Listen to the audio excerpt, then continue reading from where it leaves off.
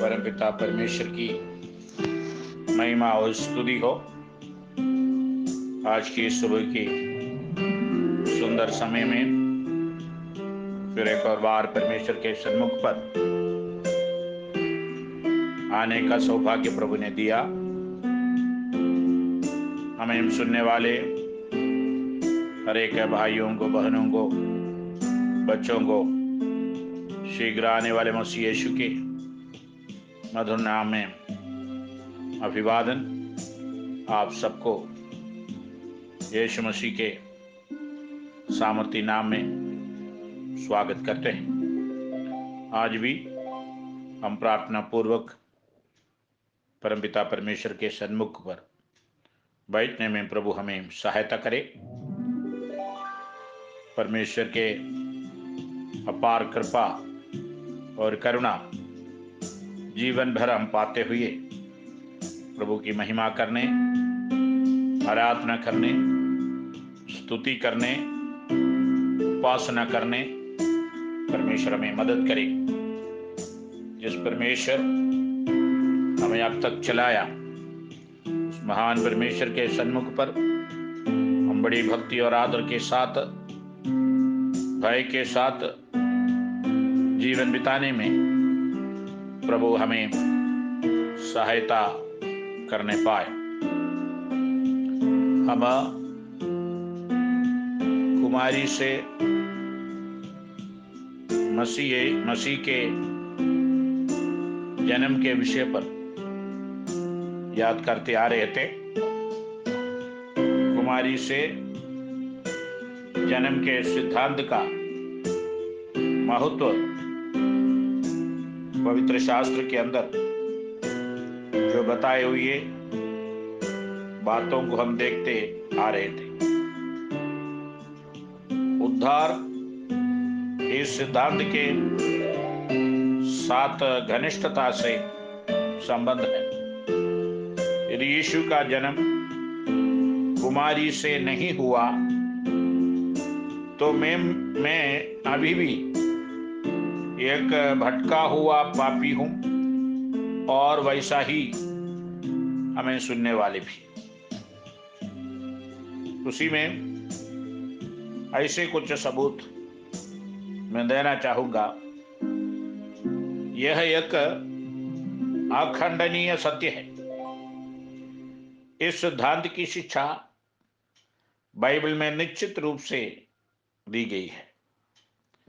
हम बाइबल की ईश्वरीय प्रेरणा को स्वीकार करते हैं और इस शिक्षा पर विश्वास करते हैं कि यह पूर्णता सत्य है। यह अपरिवर्तनशील सत्य है। इस सिद्धांत बाइबल के अनुरूप है और युग परिवर्तन, मनुष्यों के विचारों और सिद्धांतों के परिवर्तन के साथ नहीं बदलता है, क्योंकि पवित्र शास्त्र बाइबल के इब्रानियों के किताब में 13 अध्याय उसके 8वीं पद में इस प्रकार कहता है, यीशु मसीह कल और आज और युगानुयुग एक सा है। वो कभी नहीं बदलता है। कहने का तात्पर्य है यह अपरिवर्तनशील सत्य है। यीशु का जन्म, आगे हम उसकी ओर ध्यान देंगे तब हमें ये मालूम कर सकता है कि यह अत्यावश्यक सत्य है। यह सिद्धांत उद्धार की योजना के लिए परम आवश्यक है। बिना कुमारी से जन्म में उद्धारकर्ता के हमारी आत्मा का उद्धार नितांत असंभव है। यह अज्ञेय सत्य है। यह एक रहस्य है जो परमेश्वर में छिपा हुआ है। एक चेतना है जिसमें सभी जीवन और जन्म एक रहस्य है। कैसे एक वृक्ष अपने बीज में जीवन रख देता है। जब पहला कुरिन्थियों की पत्री 4 अध्याय में देखते हैं, मनुष्य हमें मसीह के सेवक और परमेश्वर के भेदों के भंडारी समझे। हम मसीहों को परमेश्वर की रहस्यों को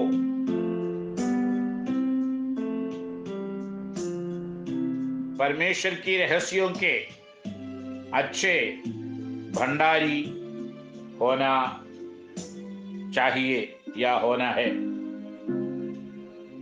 फिर यहां भंडारी में ये बात देखी जाती है कि वह विश्वास योग्य हो। इसलिए परमेश्वर के भेदों के भंडारीपन या भंडारी ये करके इस वचन हमें बताता है। यह बिना शर्त सत्य है। मेरी धारणा है कि इस सत्य को सर्वश्रेष्ठ मानकर स्वीकार किया जाना चाहिए, क्योंकि पवित्र शास्त्र में फिर से हम रोमियो की पत्री 10 अध्याय उसके 9वीं पद जब हम देखते, वहां इस प्रकार कहता है, यदि तू अपने मुंह से यीशु को प्रभु जानकर अंगीकार करे, वह अपने मन में विश्वास करे कि परमेश्वर ने उसे मरे हुओं में से जिलाया, तो निश्चय उद्धार पाएगा। हमें यीशु को प्रभु जानकर अंगीकार करना है, और यदि वह कुमारी से नहीं जन्मा तो वह उद्धारकर्ता नहीं हो सकता, क्योंकि उसने बाइबल की या पवित्र शास्त्र बाइबल की भविष्यवाणियों का खंडन किया है या उसी के अनुसार नहीं हुआ है करके बता सकते हैं। यह आगे हम देखते समय उपयोगी सत्य है, क्योंकि सर्वशक्तिमान परमेश्वर अब मनुष्य के रूप में इस पृथ्वी पर पदार्पण कर चुके हैं, परंतु वह एक निष्पाप मनुष्य है, एक पापी स्वभाव रहित मनुष्य। वह एक ऐसा मनुष्य है जो दूसरों को बचा सकता है। इम्मानुएल का अर्थ है परमेश्वर हमारे संग। अब यह सत्य है क्योंकि परमेश्वर पृथ्वी पर वास करने के लिए आ गया। हम उस विषय पर यूहन्ना रचित सुसमाचार 1 अध्याय के अंदर इस बात को हम देख सकते हैं कि एक मनुष्य परमेश्वर की ओर से आया, उनका नाम यूहन्ना था। वह गवाही देने आया कि ज्योति क्या गवाही दे, ताकि सब उसके द्वारा विश्वास लाए। वो कहता है, सच्ची ज्योति जो हर एक मनुष्य को प्रकाशित करती है, जगत में आने वाली थी। वह जगत में आया, यीशु जगत में आया और जगत के द्वारा उत्पन्न हुआ और जगत ने उसे नहीं पहचाना। वह अपने घर में आया, उसके अपनों ने उसे ग्रहण नहीं किया, परंतु जितनों ने उसे ग्रहण किया उसने उन्हें परमेश्वर की संतान होने का अधिकार दिया, अर्थात उन्हें जो उसके पास नाम पर विश्वास रखते हैं। वे न तो लोह से, न शरीर की इच्छा से, न मनुष्य की इच्छा से, परंतु परमेश्वर के इच्छा से उत्पन्न है। ये सब परमेश्वर के इच्छा अनुसार होने के बाद वह एक निष्पाप मनुष्य है। वह एक पापी स्वभाव रहित मनुष्य था। वह एक ऐसा मनुष्य है जो दूसरों को बचा सकता है। इम्मानुएल के अर्थ परमेश्वर हमारे संग है इत्यादि गुणों मसीह यीशु के अंदर हम पा सकते हैं। इसलिए आइए हम इस संसार के समक्ष कुमारी से जन्मे उद्धारकर्ता को अनवरत अपनी शिक्षा में प्रस्तुत करने सर्वशक्तिमान परमेश्वर हमें आशीष देने पाए। और हम देखते समय यीशु क्रिस्त माया नहीं था, एक नाटक में या सर्कस में आने वाले व्यक्ति के रूप में नहीं है। वह एक मानविक वास्तविक मानव प्राणी था, वास्तविक मनुष्य था, हमारी हड्डियों की हड्डी और हमारे मांस का मांस उसी में था करके पवित्र शास्त्र हमें सिखाता है। जब हम फिलिपियों की पत्री 2 अध्याय में ढूंढेंगे, वहां पर इसी प्रकार कहता है कि जो स्वर्ग में और पृथ्वी पर और पृथ्वी के नीचे है, वे सब यीशु के नाम पर घुटना टेके। परमेश्वर पिता की महिमा के लिए हर एक जीव अंगीकार कर ले कि यीशु मसीह ही प्रभु है। प्रभु की महिमा और स्तुति हो। उसके 17वें पद में, यदि मुझे तुम्हारे विश्वास रूपी बलिदान और विश्वास के साथ सेवा के साथ अपने लहू भी बहाना पड़े, तो भी मैं आनंदित हूं और तुम सबके साथ आनंद करता हूं। प्रभु की स्तुति और हमारे महिमा होने पाए। वह हमारा एक बड़ा भाई के रूप में हमसे बातें करना वाला परमेश्वर है। जहां पर हम इब्रानियों के किताब में उसका 2 अध्याय जब देखते हैं, उसका 10 और 11 पद को पढ़ते हैं, क्योंकि जिसके लिए सब कुछ है और उसके जिसके द्वारा सब कुछ है, उसे ही अच्छा लगा कि जब वह बहुत से पुत्रों को महिमा में पहुंचाए तो उनके उद्धार के कर्ता को दुख उठाने के द्वारा सिद्ध करे। क्योंकि पवित्र करने वाला और जो पवित्र किए जाते हैं सब एक ही मूल में है। इसी कारण वह उन्हें भाई कहने से नहीं ले जाता। और उसके 17 पद में, इस कारण उसको चाहिए था कि सब बातों में अपने भाइयों के समान बने, जिससे वह उन बातों में जो परमेश्वर से संबंध रखती एक दयालु और विश्वास योग्य महायाजक बने, ताकि लोगों के पापों के लिए प्रायश्चित करे। प्रभु की महिमा और स्तुति हो।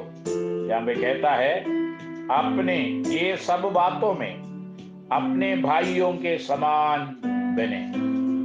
प्रभु यीशु मसीह हमारे भाई बन क्या करके हम कहता है।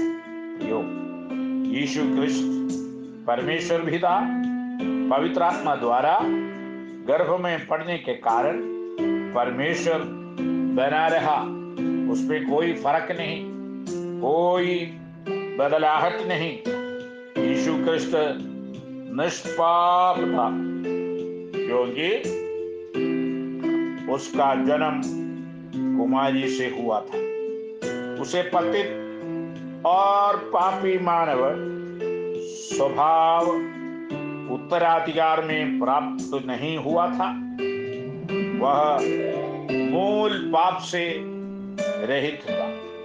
हम सब मानव के, पुरुष और स्त्री के जरिया हमारा पैदाइश हुआ, क्योंकि आदिम मनुष्य आदम और हवा परमेश्वर का नियम को उल्लंघन करने के द्वारा वे पापी बन गया और उनके सारे वंशावली पाप में उत्पन्न होता है। यही सीख यहां से हम समझ सकते हैं। यीशु मसीह का जन्म पवित्र आत्मा के द्वारा कुमारी मरियम के गर्भ में आया। मानव और मसीह यीशु के जन्म में फर्क यहां पर हम देख सकते हैं। प्रियो, परमेश्वर स्वयं मनुष्य बनकर इस धरती पर मुझे और आपसे बातें करने, मुझे और आपको बचाने, मुझे और आपको मुक्ति देने, मुझे और आपको उद्धार देने, मुझे और आपको चंगा करने, मुझे और आपको आनंद जीवन देने, मुझे और आपको परमेश्वर छुटकारा देने इस धरती पर आया। आपसे वो प्यार करता है। वो आज भी आपको बुला रहा है, आपके सारे दुखों को दूर करने, परेशानी को दूर करने, जीवन के अंदर परमेश्वर आशा देने आपको बुला रहा है। आप उनकी आवाज सुनकर उनके सामने अपने जीवन को समर्पित करने हेतु प्रभु के हाथ में हमें समर्पित करते हुए आइए हम प्रार्थना करें। सर्वशक्तिमान, प्रेमी, दयालु, अनुग्रहकारी पिता परमेश्वर, आप अनादिकाल से अनादिकाल तक स्वर्ग में विराजमान परमेश्वर है। आपका ना आदि है ना अंत है। प्रभु हम आपसे प्रार्थना करते, प्रभु आप हमारे अल्फा और ओमेगा है, आदि और अंत है। प्रभु हम आपका धन्यवाद करते हैं। इतने बड़ी महान परमेश्वर की, सृजनहार परमेश्वर की महिमा करने, उपासना करने, विश्वास करने, आशा रखने, हमारे जीवन के अंदर दिया हुआ इस सौभाग्य के लिए धन्यवाद।